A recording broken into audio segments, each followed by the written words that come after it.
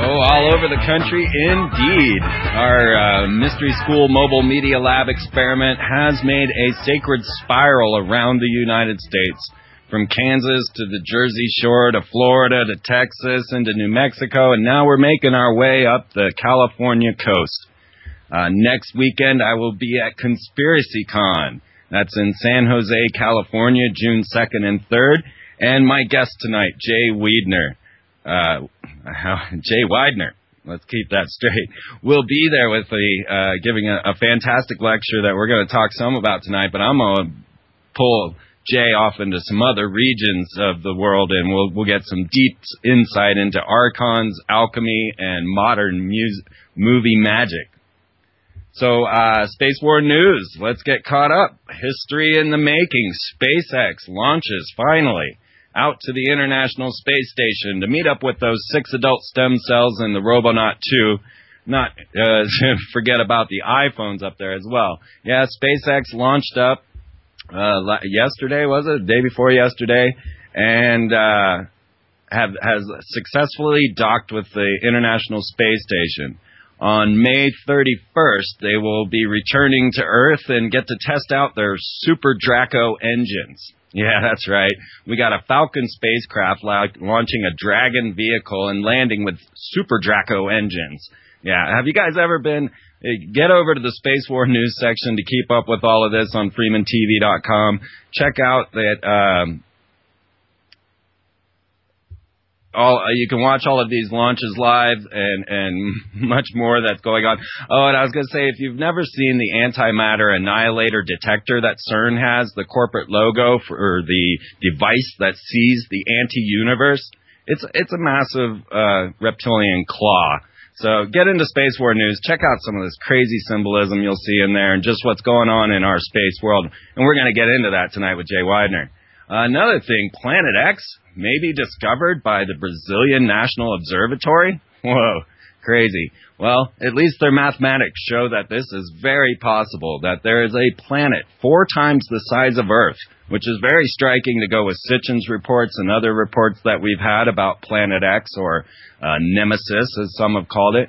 But yeah, a planet 4 times the size of Earth has been calculated by Rodney Gomes. He's a noted astronomer at the National Observatory in Brazil, in Rio de Janeiro, and he presented his findings at the American Astronomical Society, where they said his arguments were very compelling. But of course, more science will have to be done before we can actually know whether Planet X is hurtling towards planet Earth. Or somewhere near there. I'd love to know what Jay has to say about that. We're going to have him up in the next few minutes. We've been out making all kinds of friends. I'll tell you, I've been meeting with NASA Space War scientists, Tesla scientists, ex-Satanists, ex-Illuminati, ARE, or the Association of Research and Enlightenment, ghost hunters, vortex mathematicians, Morgellons doctors, Dogon priests, that's right, actors and screenwriters, alien contactees, mystics, even the head of the Philosophical Research Society. And I am building you guys a network. So coming straight up, Jay Weidner from sacredmysteries.com. You don't want to miss this. There's lots to talk about. And be on the lookout for Me at the Zoo, June 25th on HBO. See you in a minute. 911 or the New World Order. But I'm telling you guys, things are much stranger than most realize. And tonight, we are going to talk with Jay Weidner. He's a modern-day Indiana Jones, a true synchromystic.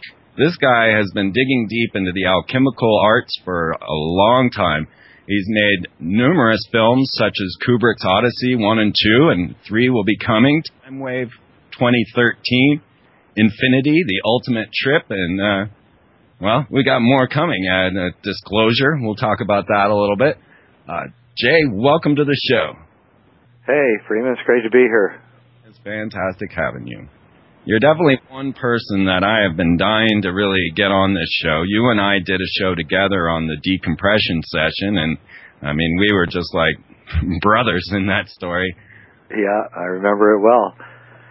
So, I thought we'd branch off a little bit from pulling you into Kubrick and into movies and get deeper into the alchemy, because this show has really been a consistent one that's seeking this understanding of magic. I've been deciphering a lot of this stuff, but truth be known, I don't really understand magic. I don't either. I mean, I understand what they're doing. I don't practice magic, at least as far as I know. I've been told that my philosophy of life, though, is a magical philosophy. However, I just do it because it's how I surf the reality around me better. So, if it's some people want to call that magic, then so be it. But I don't practice a kind of purposeful or intentional magic in any way. However, I understand the I guess you might call it the physics behind ritual magic and what they're attempting to do. And it's really what they're attempting to do is, in one way or another, to capture someone else's chi or ki, however you want to pronounce it, which is their life energy, and then extract it and then devour it in a way, and make themselves more strong. And one of the ways that I think L. Frank Baum shows it best in his Oz series, one of the ways that the guys at the very top, I mean the people that are at the very top, not the very top of the hierarchy, but the managers, one of the ways that they like to extract it is by having the masses living their dream. In other words, they have created a reality in which we are living their wet dream. And so everything we're doing is is in a way creating a vortex of negative chi against us, sucking it off, keeping us kind of in a perpetual daze, which is why most of the people around us, frustratingly so, are asleep. Even people who tell you they're awake are most likely still asleep. And so it becomes extremely frustrating to watch the masses caught in the sorcery of the masters of the universe, or whatever they are. And so I have tried in my own way, I know you have in your own way, to create media which looks like the same media that they're creating, using the same techniques that they use, but to cause the opposite effect, which is to like a Zen koan, to wake your ass up in a flash. And it depends on which weapon you use to wake them up. Sometimes it's 911, sometimes it's Zen meditation, sometimes it's symbols. Everybody has a different way of languaging it so that they get it. And as my old friend Terence McKenna used to say, the person who articulates the answers correctly, around this time period in 2012, the person who can articulate the problems and the answers in the most articulate manner will be the one who wins the argument and pushes the culture towards that point of view. And right now you can see that happening. The entire facade of the money supply, and we now know that the bankers have been destroying us. We know we can follow the smoking. We can follow the smoke from the gun and see who did it. We really pretty much know who did 9/11. Actually, if you really think about it, we know why they did it. So we look at all these things and we say to ourselves, it really isn't all that difficult to see what's going on here. And that is the problem that we face, and it's probably the number one problem we face. And people should understand that there will be no spiritual enlightenment, no crushing of the Iron Age, no Golden Age, no anything. Even if we discover alchemy, the secret of alchemy, which we may be on the edge of discovering, none of that's going to matter unless we get rid of the criminal corporate cabal that's ruling our world, and possibly the hidden masters behind that. And I don't know how we're going to do that, but I know that is the most important thing that we face as a species, because we will be wiped off the face of the earth, I believe, if we don't do something about it soon. Yeah, I promote quit your job, save the world, and people don't... Exactly. You know, that's exactly right. We have to just like completely just get out of the trap that they've created. And until we do, we're going to be their slaves.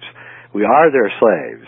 There is a way out. There's a freedom that still exists, especially in the United States. But how long that even lasts is up for grabs. I think we're right on the precipice of a mighty big strangeness, and I don't know what that strangeness is. It may be Fukushima, maybe already upon us. I don't know. Right. We feel that. We all feel that, and it's really got us all on edge, and it really makes people feel as if they have no future, so they're being reactive instead of setting forth a dream. We're just set up for reaction instead of, you know. Yeah, and it has to be said that the fact that, you know, no major media outlets, no politicians outside of Weidner from Oregon is speaking about what's going on in Japan at all, really tells you that, you know, the nuclear power industry is, you know, firmly in control of the dissemination of this terrible news, and they don't want it out because it'll be the end of them. As soon as the reality of Fukushima is really truly faced by the American people, especially, who are getting absolutely killed by this thing, then that will be the end of the nuclear power industry, and they know it. And so they're must be bribing everybody and forcing everybody to keep quiet about it. It's my only conclusion. Amazing. Yeah, it's really scary. And you know, just the same way that BP would manage to keep, you know, quiet about the fact that they never really solved the Gulf oil spill. It's just kind of mucking around on the bottom of the Gulf right now, too heavy to rise up to the top. But who's got a submarine to go down there and check it out? You know. Exactly. Well, so in control of this whole situation now, as I've deciphered different corporate logos, and I consistently come back to this anti-universe, what the Kabbalists call Da'ath in the Tree of Life. Yep. We're looking at in the Abyss, and I find it coded as the number 66, or the letters FF being 66, or VV being 66 in Hebrew. And I feel that even with the new technologies, being able to see into the anti-universe, putting up all of this type of devices, the ELF and the ULF, VLF, and all the different antenna arrays that they've put up, that they have a higher understanding of this altered dimension, and that they really are trying to punch their way into it with devices like CERN. You had said the Archons are duplicating reality, and that when we buy into it, when we really believe in it, this false state of reality would become real. And that's what I think is going on. Well, I agree. I talked to a person who told me that the entire point of the European Union was CERN and the creation thereof. And I believe that I believe that a group of beings became trapped on our planet a certain few thousand years ago, maybe many thousand years ago, and they were our cousins, and they had advanced technology in which we didn't, and but they were also a more fragile race. And they lived here beside us for a long time while we were hunter-gatherers. And they became our gods. And they created civilization. If you read the books of L.A. Waddell, an Oxford linguist and historian who had the unfortunateness of writing his books in the late 20s and early 30s with the rise of Nazism, and so his books were misinterpreted later as being pro-Nazi books. but they weren't, in fact, at all. All they were was an honest scholar looking at language and seeing that, you know, the Babylonian civilization was created by these Aryans, as they were called, and these were these tall white beings, and they created civilization, and they created civilization to enslave us so that we would work farm fields and give baskets of food and meat to these gods as sacrifices. And when you look at the Hindu or the Indian Vedic texts, and you look at their songs that the peasants sing, these are songs to their slave masters, Ramayana and the rest. And these beings passed down edicts that, you know, they couldn't eat the cows, yet they had to give their best cows to them, and they would actually get, these animals would actually be taken according to these texts. They would bring 20 or 30 of their best cows to a cave opening or to a mountaintop, and the next day they would all be gone. And so I posit to you that these beings have been here this whole time, and we are their slaves. And they crowded us into the cities, and they put us on grain diets because that would debilitate us and destroy us, our health. And they moved us off our natural diets, and they encouraged us. They created the gods. The Akhenaten was walking down the Nile one day, and you know, a ship came over his head, and a voice started telling him that the person inside the ship was God, the one true God. He started the religion and began decimating all the other religions all around on the orders of this being inside this ship. And the same thing is true with Islam and how it was created. It was by Muhammad meeting a tall, strange being who told him to go out and conquer all the other religions in the name of this God. And we see this monkey work going on all through history of these beings manipulating us, and they're still in charge. And they're the ones that are behind, like the secret space program and CERN. And Anthony Sanchez, who's a really good researcher, he's traced down one of these beings. Her name is Lady Barbara Judge, and she runs a corporation called Hyperion, which has offices in New York, London, Denver, and Los Alamos. And you can Google her and look at her picture, and that's sort of what these beings look like. They're our cousins, and they have these high cheekbones, and she's like a hybrid or something. I know this all sounds crazy, but interestingly enough, in relation to all this, Mac Tonnies wrote a book called Crypto-Terrestrials, which is sort of a great book on these beings, which I call Archons. And Anthony Sanchez was at Dulce trying to find the opening into the base underneath Dulce, and he was fairly successful, and then he was poisoned by a woman in a restaurant who also had this very similar look to these beings. And finally, I wish that I could show you, but I will probably be putting this up on my website soon enough, and maybe I'll talk about it at ConspiracyCon. But there's a new mural at Denver Airport, and it's down on as you enter on the south side. As you enter into the train to go to the gates A, B, and C, there's a new mural there. It just came up within the last year. And it's a mural of three beings who look exactly like these beings.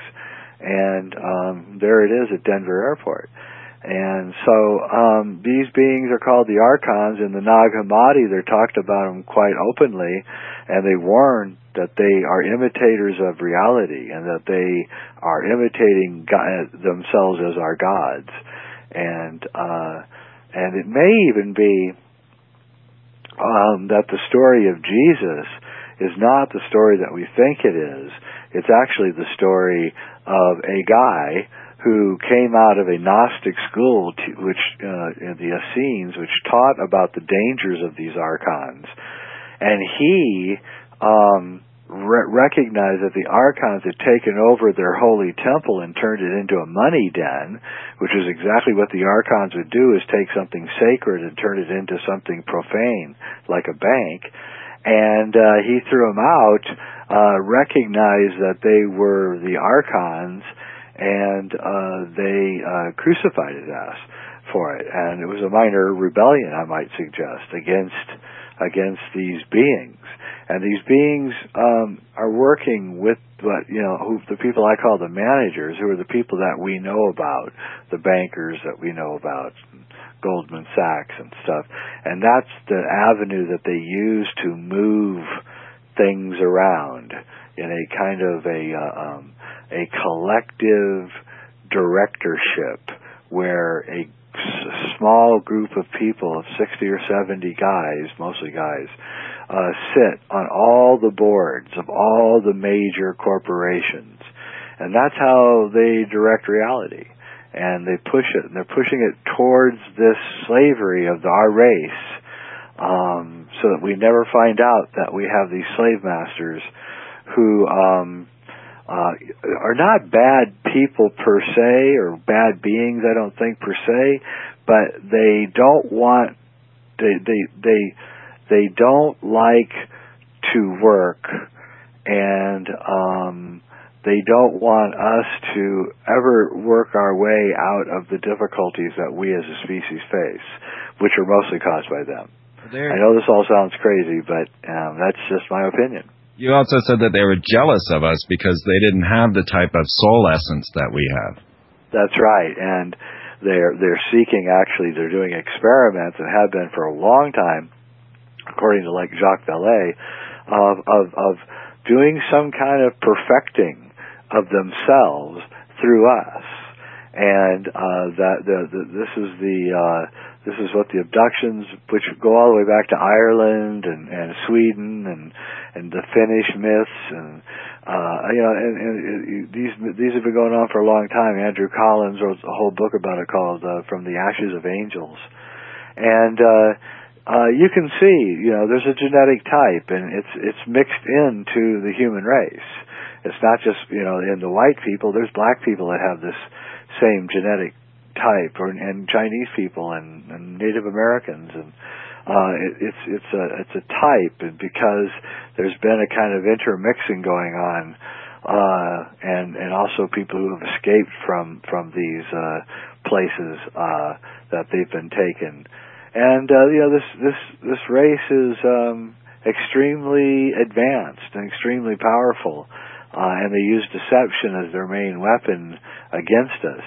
But there may be like some kind of counter force going on right now within maybe possibly the military, or a military has decided to maybe go after them a little bit, and Dare. My apologies. I have actually been talking for quite a while. My bad. Sorry, guys. His websites are sacredmysteries.com and jweidner.com. You'll find them both linked to the front page of freemantv.com, where I am trying to keep you fully aware of all of the esoteric activities surrounding you. Check it often, freemantv.com. I update it all the time. I ran into Sophia Smallstorm here in San Diego, and she is the one that invited me out to Conspiracy Conference. And they had never heard of me out there. Yeah.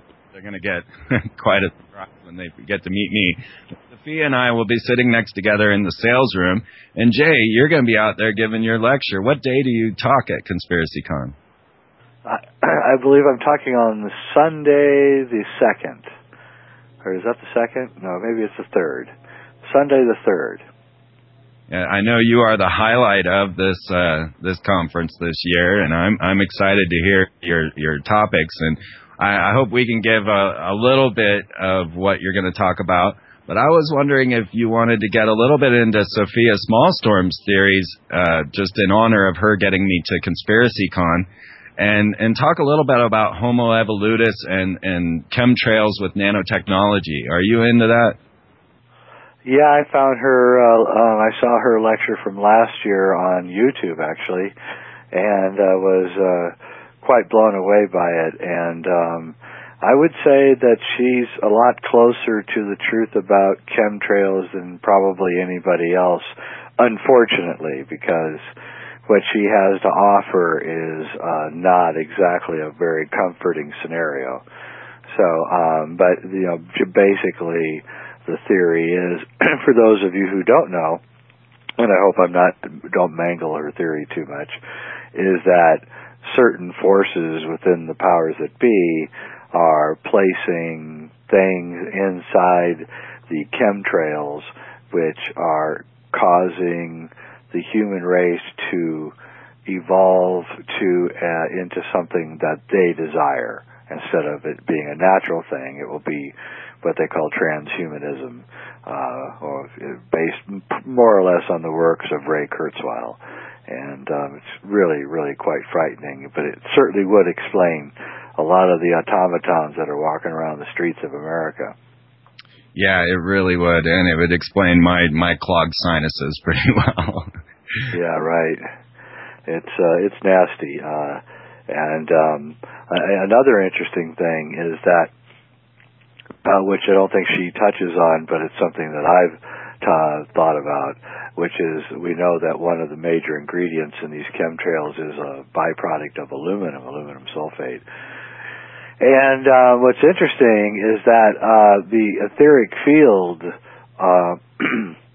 and certain experiments with etheric fields shows that like take people that wear aluminum foil hats, well, they really are feeling a kind of a subtle effect, and that the etheric field cannot really penetrate through aluminum. So people who are extremely sensitive to the ether and the etheric fields, which are really the driving vorticular forces of the universe, the secret physics that they don't want us to know about. People, we have this aluminum foil, tin foil hat. People are supposed to be crazy. Well, maybe they're not so crazy, but more importantly, spraying aluminum in the air. If, say, there were if, say, time and space, according to this higher and secret physics, is really controlled by the vortices that are created by rotating bodies like the Earth, then, and we knew that aluminum actually made you impervious to these higher dimensional flows that are going through all of life. And if that higher dimensional flow was beginning to alter because of just certain possible regular physics and circular dynamics and cycle dynamics, then possibly it could be suggested that as the vibe changed and got higher, that people would begin waking up, and possibly this is what is really being predicted by the Mayan calendar and the Cross of Hendy and a lot of other things. And then maybe that would explain, well, right when this cycle was destined to begin changing, 92, 93, 94, that's when all of a sudden aluminum began being sprayed in the sky to deaden the effects of the higher vibration that was starting to begin happening due to normal and natural time dynamics, and that deadening the population to the natural recurring awakening that's going on. An interesting thing about people who are awake is they almost inevitably have a good diet and exercise regime. And people who are not awake, they can also have a good diet. So the diet itself does not prescribe people who are awake, but people who are awake generally have a good diet. You can have a good diet and be totally asleep, though. And So it has something to do with what you're taking in and how you're treating your body, and this has a lot to do with the wakening up process, stopping in the moment and really feeling the the opening of the vibrational forces all around us, which really are waking us up. And possibly that's why you have to go up to a high mountain really to feel these things, because the lower vibrational forces are down below you, and maybe that's why Zen masters meditate on mountaintops and things. But these are the kinds of things that I think are going on with chemtrails, including everything that Sophia Smallstorm is saying about them, which I find her theories really amazing and astounding, actually. I think she's doing great work. We need more people like her doing work. And if you guys want to see that interview she did, the talk she did, it's at the front page of FreemanTV.com. In the chat room, they were wondering why were we fed grains, and why wouldn't we want to eat grains? Well, grains are, especially wheat, are actually neurotoxins designed to dull your brain. And one time I was touring Alcatraz prison 25, 30 years ago, and our guide said that they would take the prisoners in the last meal of the day, and they would feed them spaghetti, big, huge, all they wanted, plate of spaghetti. And I said, well, why would you do that? And they said, well, because it deadened the prisoners. They all just went to sleep when they got back to their cell. I never forgot that.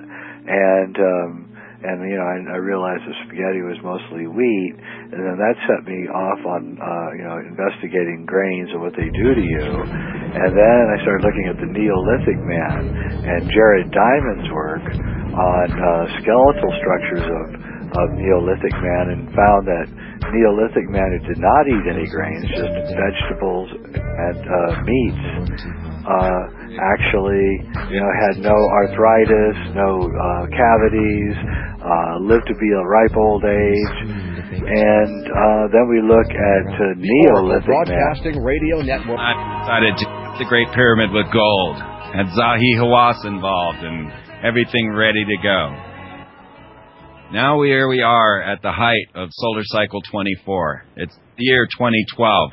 Many people are expecting the end of the world. Jay, I was introduced to your work by The Secrets of Alchemy and the ideas of the end of the world. What do you feel is coming with this? I remember in Y2K, I told everyone to get the heck out of Kansas during the Solar Cycle maximum because of just simply the heat. But now we're reaching something that's just exponential. The sun is erupting on a massive scale. All of the scientists are tripping out. And we definitely find that world wars and great wars follow these solar cycles. Do you feel that we have something big coming for 2012? Well, I think we're already in it. It's pretty obvious. And we've been in it since at least 2008. And what the events that are happening are going to be the events that drive everything for the next 30, 40, 50, possibly hundreds of years. And we're the ones who are working it out. And we're the ones who have to solve the major problems, like get rid of this corporate criminal cabal. And we're the ones who have got the tools finally to figure out the problems and solve them. And we are maturing as a species right now because of the internet. And the ones that we call awake are actually what we might call the first adults, the first human adults. And then everybody who's asleep are the children and the people who haven't matured yet. And so the duty of the adults is to educate and wake up the children as quickly as possible. And we're only young adults right now because we've only had the internet for 20 years.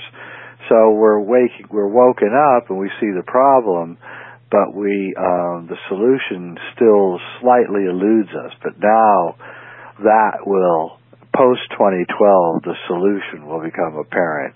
And we can see that one of the main solutions is to have a different kind of money system.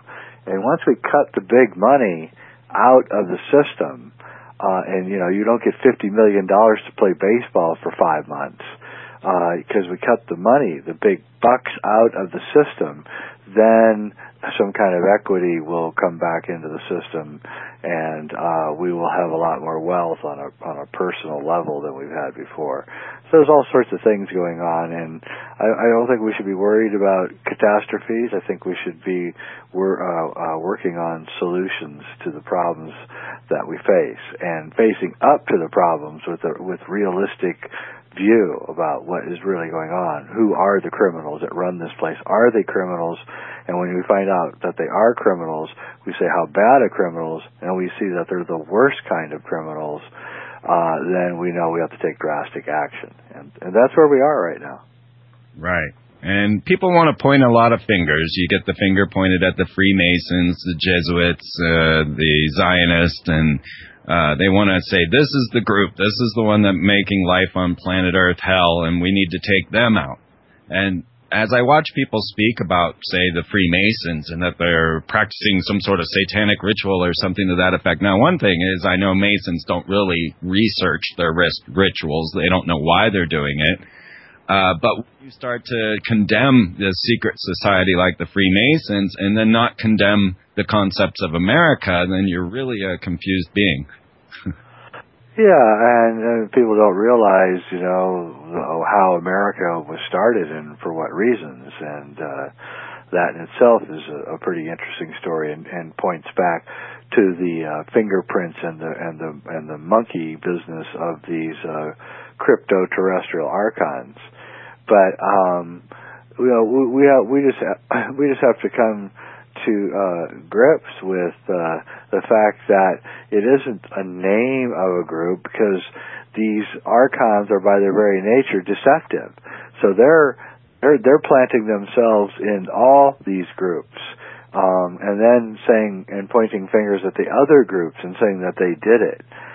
They're doing it, and we got to get wise here, because the Archons are all of the groups. The Archons are all of the religions. The Archons are all of the aliens, the Pleiadians, the Syrians, the Orions, the Andromedans. All these aliens are all just these crypto-terrestrials masquerading as different beings and things. And when we come to grips with that, then we can see that we are like the Wizard of Oz, being fooled by the man behind the curtain, who may not be a man, but look humanoid. A film called Disclosure, and you said it was a bit of a tongue-in-cheek, or that you didn't really think Disclosure was coming. How's the film coming, and what's up with that? I feel sorry for anyone who thinks that there's going to be a true disclosure by the government, because that's like completely ludicrous. That will never happen. If they did do it, it would be a lie. So I don't really believe in messiahs and people coming to save us. I think that's another one of the Archon tricks. And so when I hear people like David Wilcock telling me that there's going to be a disclosure by the government, I'm like, this is the government that did 9/11, and the same government did Iran-Contra, got in Afghanistan and Iraq and Vietnam and Watergate, and I don't think so. I don't think I want to believe anything that this government tells me in any way, shape, or form. They need to do about 50 years of not lying to me before I'll begin believing them on something as important as what they say is disclosure. But we can look at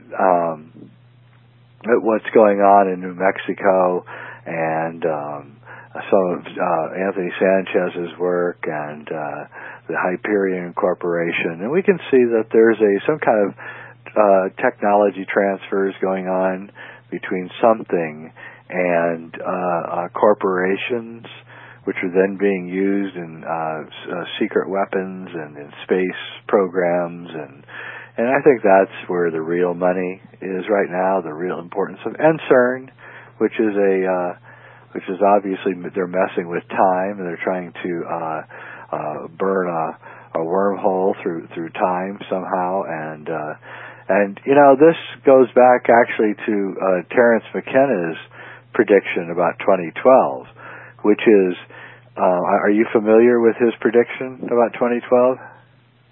Time wave zero?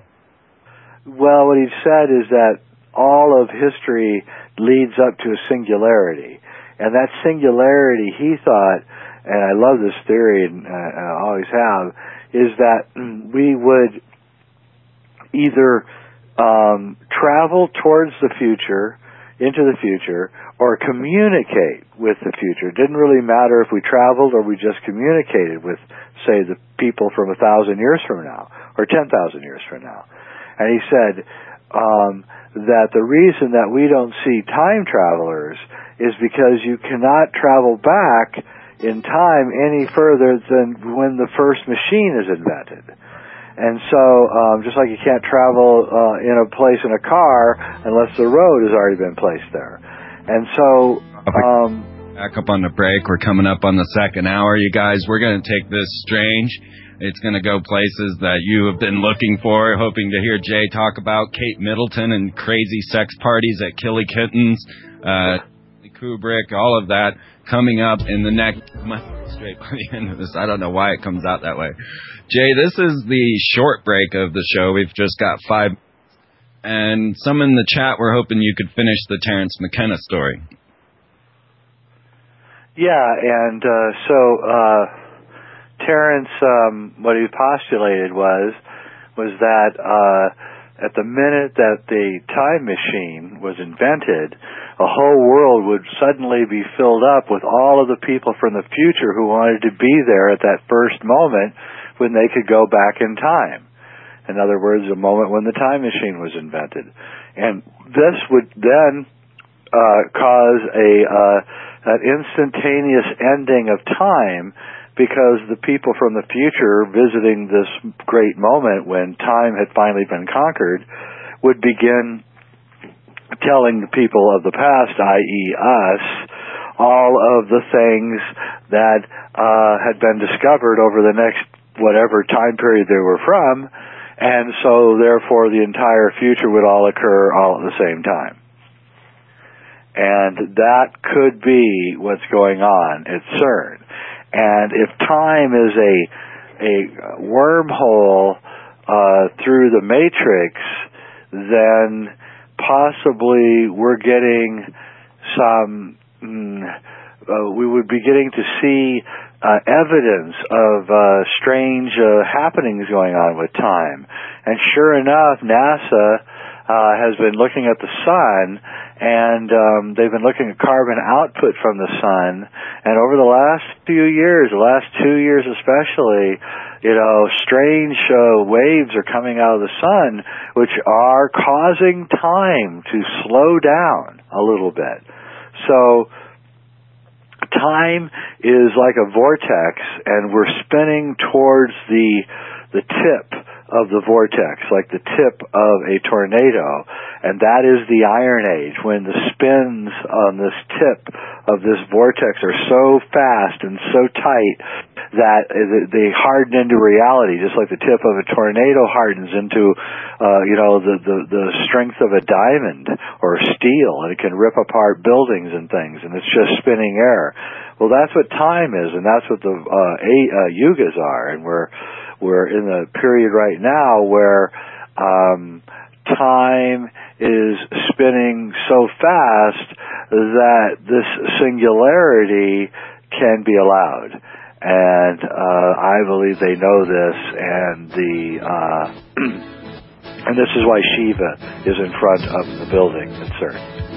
What happened after the question of time? I want to check that out and find out more. Maybe they did it. Maybe it's time now, Jay, that the first time machine has been made, and they are... Things get strange at that point after talking with him and the ideas that would happen. But I wanted to get even stranger with you, Jay, because it was just reported in the news that Kate Middleton, the princess, was said to have been a good friend of the owner of the sex club known as Killing Kittens, where, in standards, they said they run a sex club for eyes wide shut type parties. Now, this is when we start to get into the high strangeness. When we look at Princess Diana and her saying that she was just a breeding mare, that they needed her bloodline to introduce into the royal line, and now Kate Middleton's supposed to be this, average person that's been brought into the situation, the girl next door, now a princess, and yet we still got these stories of them going out and doing these type of eyes wide shut sort of parties. Let's talk a little bit about the elite and their lifestyles, if you would. Well, that's really a fascinating subject, and one that I could actually go on quite a ways with, but I probably won't because it's a good way to get killed. But I think you have to understand that, first off, sex and sex magic is the number one diet of the elites, and you are an elitist in some ways. Is defined by your proclivities in a sexual manner, and so Hollywood and politics are really the same kind of playground or sandbox for the elite, and they both have these same attitudes towards sex and power, attitudes that the rest of us really don't have. And they believe, and perhaps with good reason, that it's possible to suck the chi or the life energy out of people through sex magic or through sacrifice, human and or animal. And whether this is true or not, I don't know, but I've seen these people, and I know they believe it, and so therefore they practice it. And so it's really when you get in deep, it's really creepy. It's probably the creepiest thing I've ever seen. And I can say without a doubt, and that some of the biggest names in Hollywood are active, dare I say, pedophiles, and they names that everyone would know, and their fingerprints of their proclivities are all over their films. So if you want to know who it is, go watch their films, and you'll see. And that's all I can say, and I don't want to say any more. But Corey Feldman came out about a year ago and talked about what goes on in Hollywood and how he was treated and how his best friend was treated, who is now dead. And you can look and see, who these people were dealing with and who and what is going on. And it's quite terrifying. And Stanley Kubrick knew about this, and was really trying to tell us about it in several of his films, but mostly in what would have been his last film, AI, which was taken and done by, redone and all the good stuff taken out, and Eyes Wide Shut, of course, which was also his only film that, outside of Spartacus, that was really edited by someone else, whoever that was, we don't know. But some hack working for Warner Brothers, no doubt, slashed through the film and cut it to ribbons and removed all the good stuff. So, these guys at the top are not like us, and they have extremely perverse proclivities, which is why they've been chosen. You have to understand that. That's why. That's actually the thing on their resume which makes them qualified to be in power, is the fact that they're easily compromisable. And that's part of how the system works.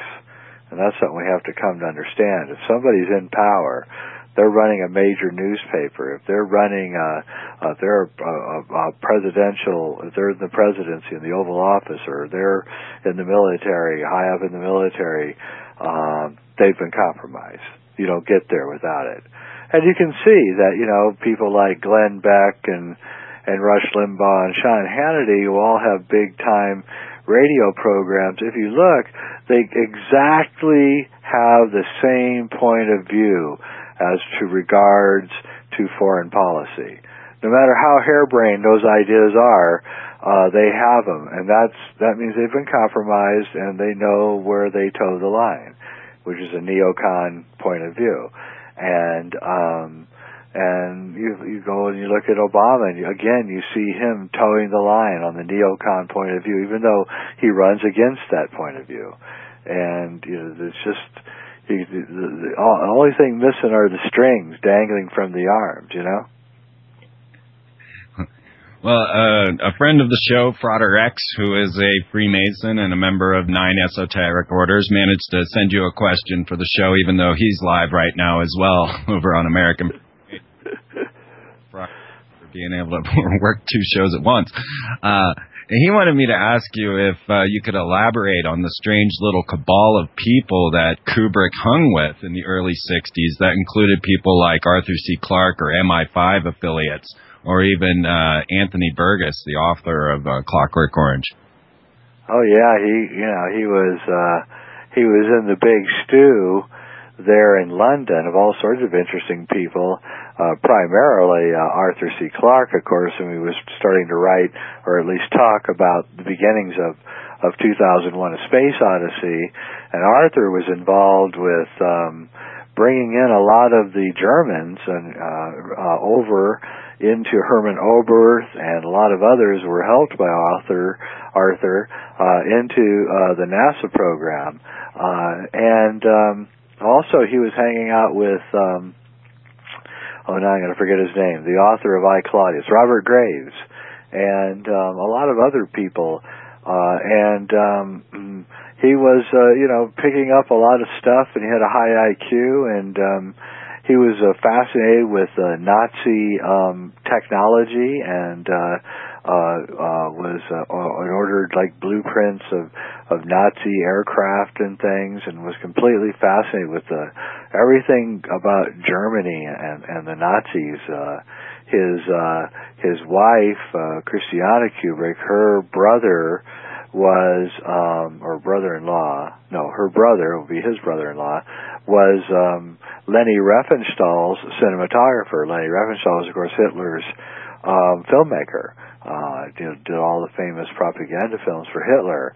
And the family that she was from, Christiana Kubrick, were the Harlans, who were a big upper crust Freemasonic family from Germany, upper crust of royalty almost, and they were pro-German and pro-Nazi, and so you see this stew going on, and you realize that if there was this other physics that Joseph Farrell talks about, that the Nazis had discovered or rediscovered or had been given to them by these crypto-terrestrial Archons, and this was the real physics, and Einstein's physics are a dodge, which is what I believe, so that we'll never ever wake up to what's really going on here.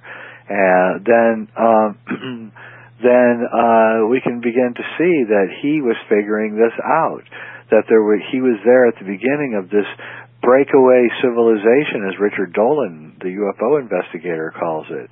That what if, somebody in the 40s discovered a type of physics that allowed them almost unequal access to dimensional time travel and energy, and they kept it secret. What would happen? And what would happen is we'd have a breakaway civilization. And that is exactly what we have. And this breakaway civilization are these crypto-terrestrials at the head of it, in an alliance with these occult Germans, Nazis, and managed by the Zionists. And that's kind of the story in a nutshell. I hear you on that. And the Jesuits are in there too. They're not going to get away with it. But the Freemasons, they're that's just a way to pick up people and check them out and see who's got the qualities. In other words, are they compromisable in order to be passed up the chain? So when Bill Clinton thanks the Freemasons for teaching him everything that he knows, then you know where he came from. And I guarantee you that, someday, soon maybe, we're going to find out that Barack Obama's in maybe the Black Freemasons or the Freemasons of Illinois, or I think you'll find that out eventually. It takes a long time for us to find it out, that's all. Right. And they did hold the first ever Freemasonic inaugural ball for Barack Obama after he forgot to bring his Bible to his That's right. And he didn't. For that. You got it. That was a Freemasonic swearing in, a real one down there in the basement that day. It's such a strange planet. We definitely it is. Calls in the next half hour. If you guys want to phone in, it's 512-904-8014 or toll free 866-841-1065. You can find these numbers on oraclebroadcasting.com or over on freemantv.com under Listen Live, or it's the free zone now.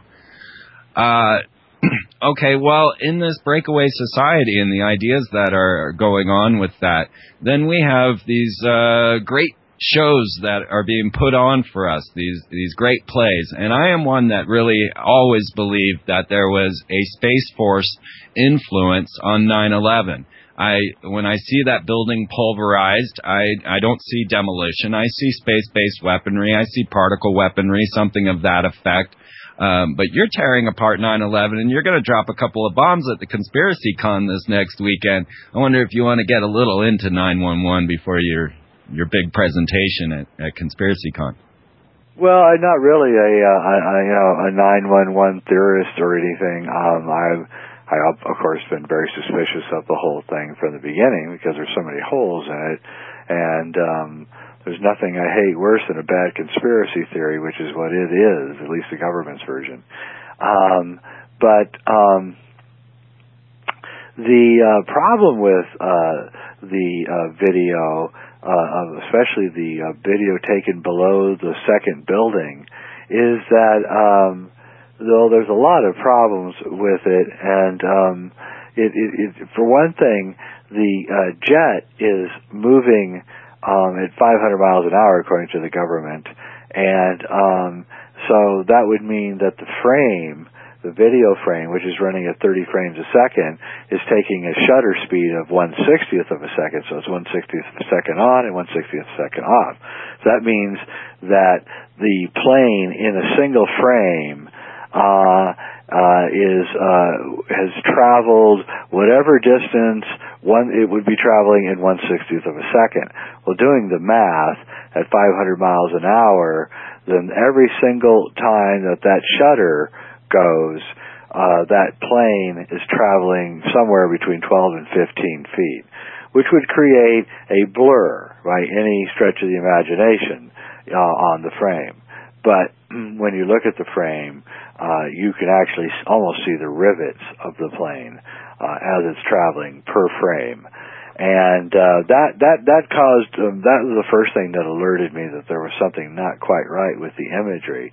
So then I began examining it as it entered into the building, and I noticed that there was not a single bit of debris that fell out of the hole. Not a clod of concrete, not a rivet, not anything, actually. Nothing falls from that hole. The plane simply just slips right into the building, and there's nothing falling out of the hole. Now, some people may say, well, the force of the plane caused everything to move into the building. And that actually is exactly the opposite of what would happen, because a plane traveling at that kind of speed, and it's well known in aviation, creates a tailwind, a 500-mile-an-hour spinning vortex tailwind, which continues on after the plane has passed for up to 2 minutes.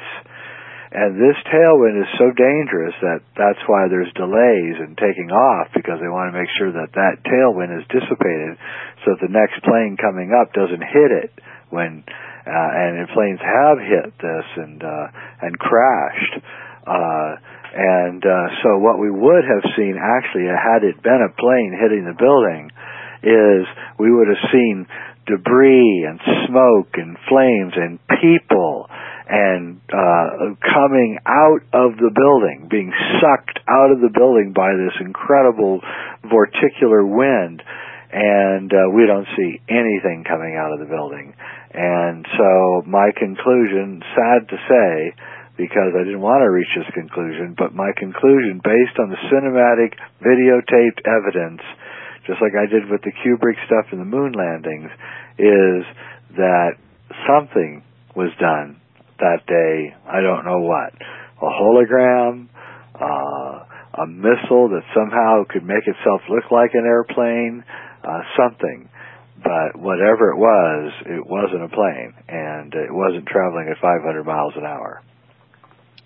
I hear you on that. And we are so far advanced with these holograms, and you know, the potential for Project Bluebeam is extraordinary at this point.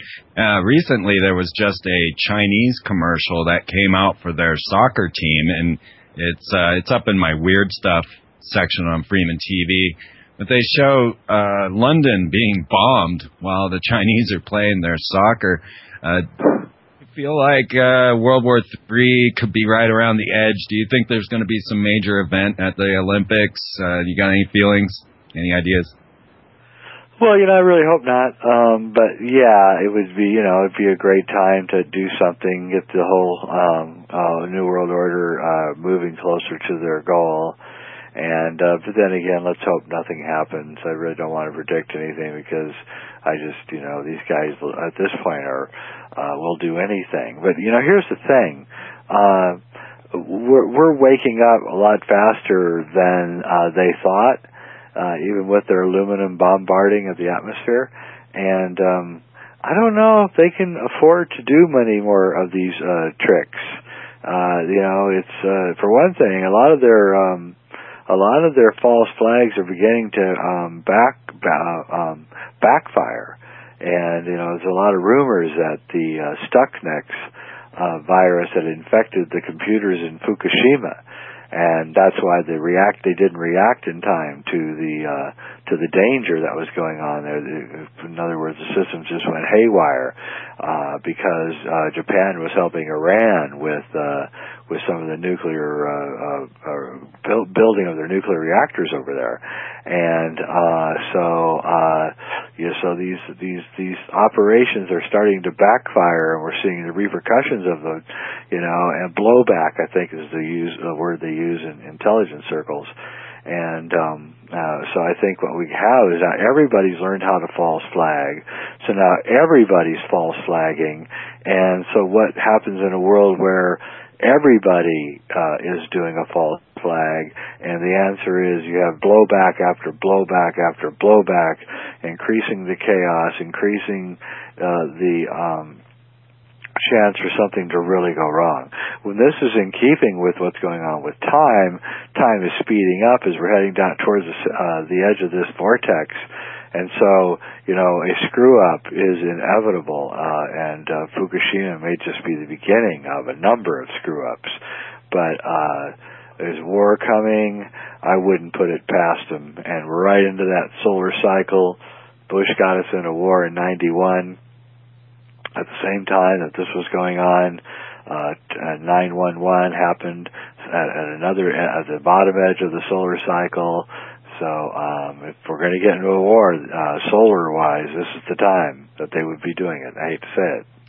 Well, we're coming back up on a break now, Jay, and in this next segment, we'll take a couple calls and get you the audience questions for you. I know you have a lot of fans in the audience right now. You got Miss over at 841-1065. The numbers are up on FreemanTV.com under the free zone or on OracleBroadcasting.com. Phone in if you got your questions ready. We're going to fly through this so that we don't waste time. So, Jay, let's just go live and see what they got for us. This is always fun. So this is Richard in Washington. Yeah, I haven't talked to Jay since his show. I think it was probably a year ago when he brought up the food issue. But before I get into that, I think I ought to give a heads up, because I think this is really significant. Nobody's talking about it, is the UV levels. Jay was talking about the strange sun. If you go to epa.gov//sunwise, you find out that the whole Gulf Coast is over the scale as far as UV, and the rest of the United States is significantly in the alert level. So I think they're not letting us know that we're being fried during these strange times. Yeah, I believe that. Oh, yeah, I've noticed that myself. And what Jay was talking about and what I got to on his show was when we went from a hunter-gatherer to an agricultural society, it really changed our whole dynamics.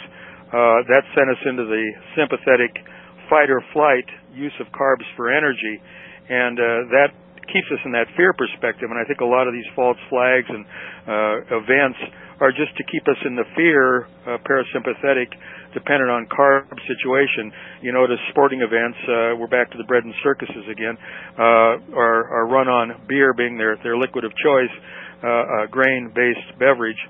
So all this stuff kind of ties together, and I think it's all orchestrated to fall under the rubric of controlling us by way of our food sources. That's absolutely true. In fact, fascinating thing is to study the history of sugar and see how the way that you really conquer an indigenous race of people is you introduce them first to religion and then second to sugar. And you get them completely addicted. You hand servicemen hand candy bars out to children in foreign countries that they're trying to conquer, and you can see that throughout the history of this whole thing that sugar is really the cause of most of the diseases that we face, with grains coming in a very close second. And basically what these foods are slave food. It's the food that no one really wants to eat. So our masters are taking off with all the veggies and the meats and everything, and they're leaving us with pretty much the crud, and fills us up and keeps us stupid, basically. Yeah, and the counterpart to that is fats. They tell us fats are no good, but essentially our most essential food is fats or essential fatty acids in their natural state. Without that, we can't be in the parasympathetic. We can't engage in digestion and regeneration, and more importantly, we can't engage in meditation and creation. So they're keeping us, like you said, in the slave category, but we do it voluntarily. I mean, it's not like this is a program that somebody's twisting our arm. We go to head for the sugars because our brain, because it used to not be able as a hunter-gatherer to get sugars, it now goes for them automatically because it can get them. And right up that alley, you see Vietnam, they fed the soldiers the soft drinks that had the aspartame in them, and they laid it out in the sun, so it developed the compounds into toxic chemicals, and then kind of got them addicted to that. And I think that's a lot of the Gulf War syndrome, in the fact that they were just slurping up all these chemicals. Oh yeah, I mean, I'm absolutely with you all the way, and so it's a discipline to get off of these things, and that's one that I advise everyone to do. If you go look at the diet of great martial artists, you'll see that they would always eschew grains in favor of veggies and fresh meats, and this is where our strength lies. And if you look at the history of the manipulation, which I'm greatly fascinated by, you see that it's actually the powers that be that are introducing religions which talk about which advocate unhealthy diets and things. And not all religions, some do a good job, but you can look and you can see how what's going on here. And my only conclusion is that there's a force that doesn't want us to to live healthily. And that's really the biggest problem we face. And I guarantee it that if you would go off of a grain diet and a sugar diet and just eat fresh vegetables, a little bit of fruit, and some protein, animal protein, which can be eggs, so you don't have to kill anything. A raw egg has got more protein in it than a steak. And you will find that your health and your weight problems and diabetes and many, many things will suddenly begin really, really, really getting better. Yeah, along with that, I would recommend... Oh, Richard, going to have to let you go and move on to the next one. We've only got a few minutes, and get your insights at the end of the show here. It goes so fast. So we're at area code 515. Are you there? Yeah, hello? Oh. Yes, do you have a question for Jay? Hello, Freeman. Hello, Jay. Yes, I do. Heard another guest on another show speak briefly about Fukushima.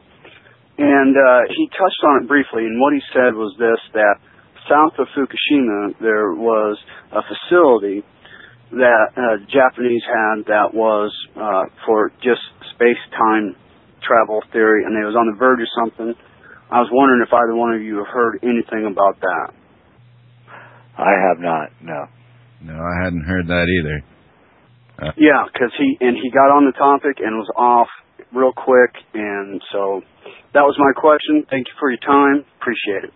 Yeah, sorry we didn't have answers for that one. You know, a lot of these black projects, we can only just theorize. We can see a lot of what's going on. What do you think about this breakaway civilization? How far advanced, Jay, do you think they really are?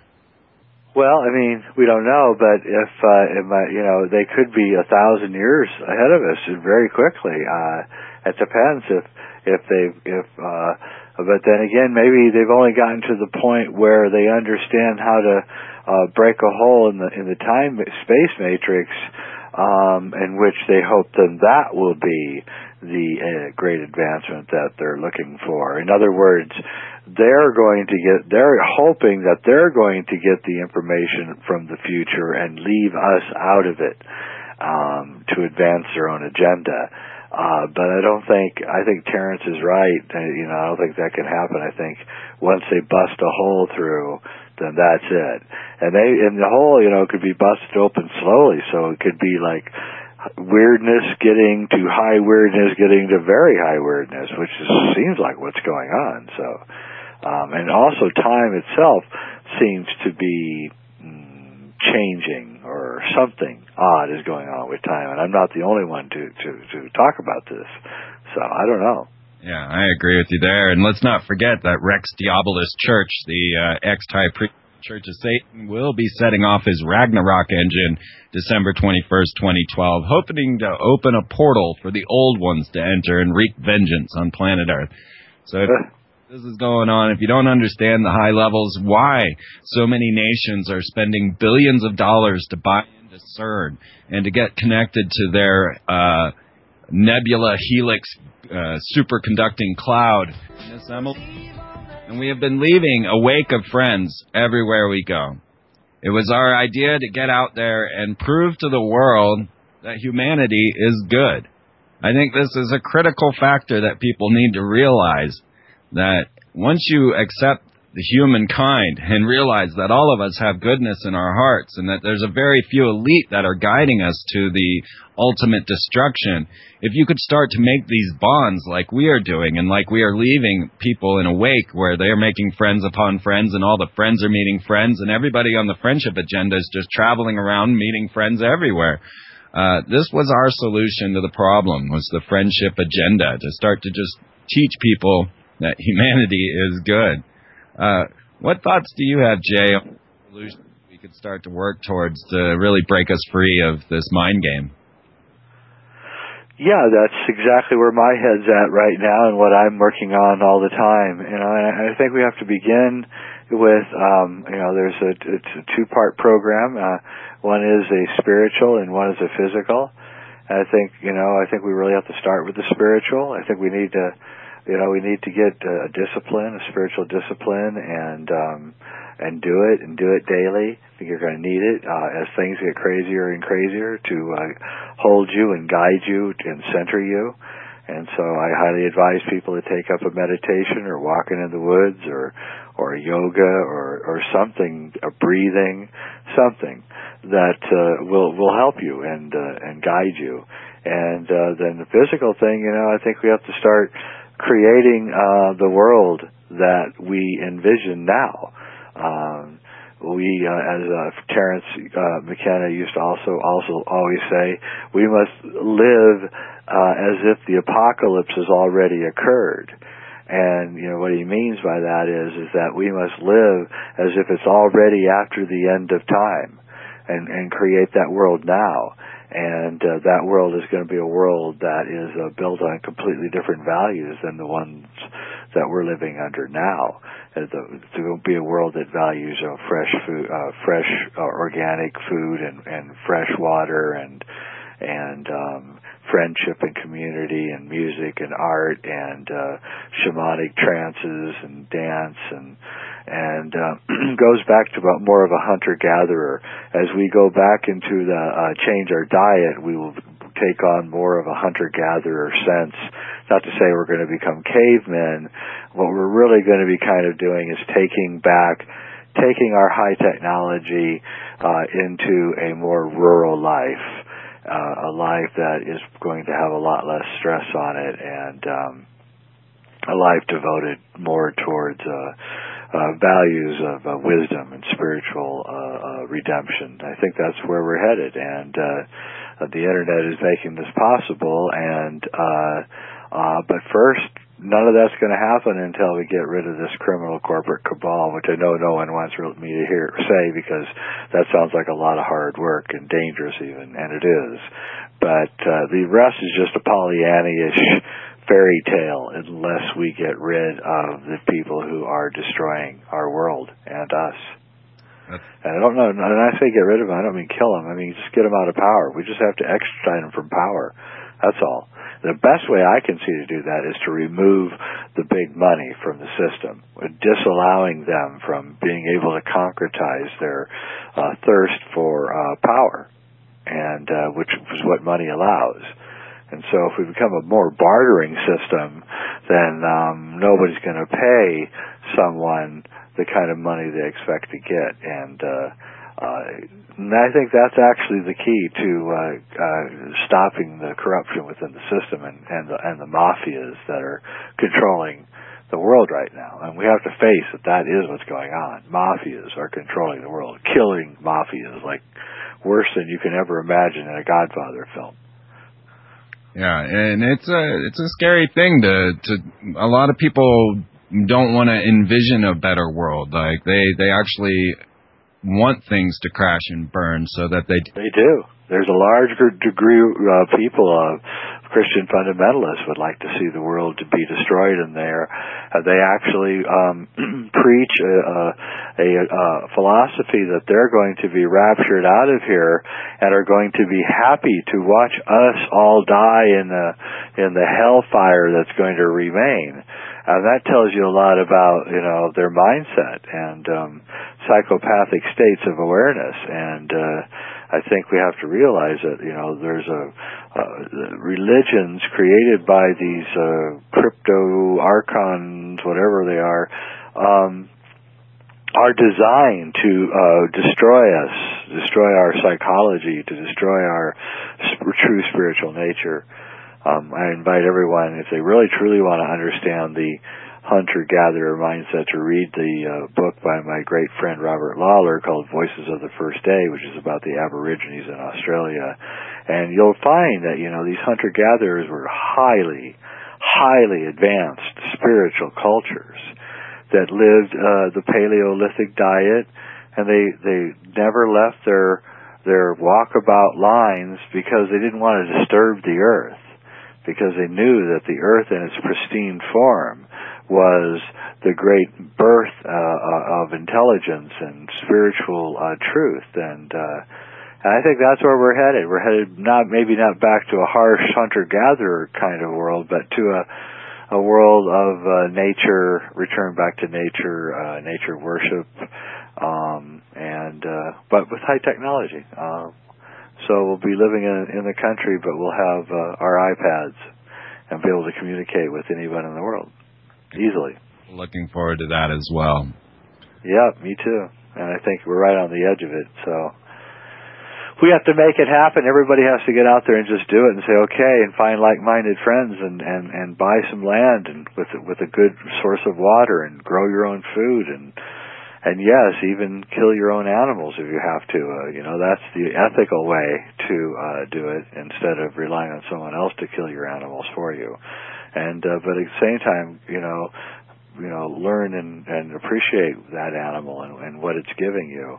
Another thing that we're missing is the spiritual nature of our food and how important it is. And gratitude's really missing.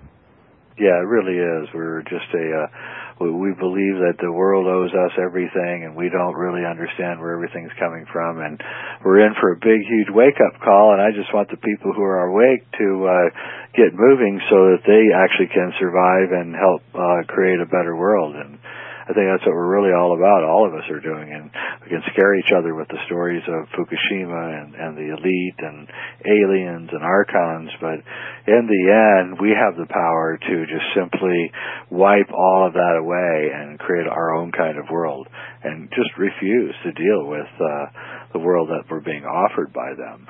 Well, that is a great place for us to end the show, Jay. Let's get your websites out there, sacredmysteries.com. Check out all of Jay's DVDs and his books. Great stuff on alchemy, on yoga, on cosmic consciousness. And get over to jayweidner.com as well for his articles and getting deeper insight into all of these things. Jay, I want to thank you for coming on the Free Zone, and I can't wait to meet you next weekend at ConspiracyCon. Yeah, look forward to it, man. Good talking to you. And thank you for giving us your time. I know you're very busy, so I really appreciate you coming on to promote this. No problem, man. Talk to you. And everybody go to ConspiracyCon next week, San Jose.